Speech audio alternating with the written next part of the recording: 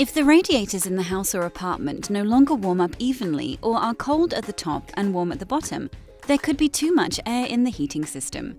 To achieve the desired room temperature, the thermostats must be turned up further. This can mean the heating system consumes more energy than necessary. This often means that you will need to bleed your radiators.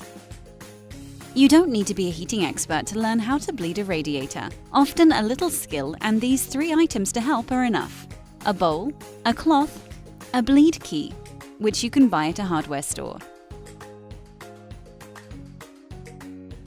Before bleeding your radiators, the heating system must be switched off and the thermostats turned on. After 30 to 60 minutes, the air will settle into the radiator. As water escapes from the radiator during bleeding, you should first place the bowl and the cloth under the valve. Then, this can be opened carefully with the bleeding key. As air escapes from the radiator, you will hear soft whistling or hissing sounds. As soon as the air has completely escaped, water escapes. Now the valve must be closed again. The last step is to switch the heating system on again and check the water pressure. The radiators should be bled before the winter season, allowing the heating to run efficiently during colder weather.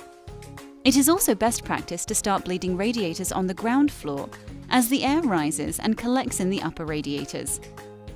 If your radiators are correctly bled, the heat can be optimally distributed again.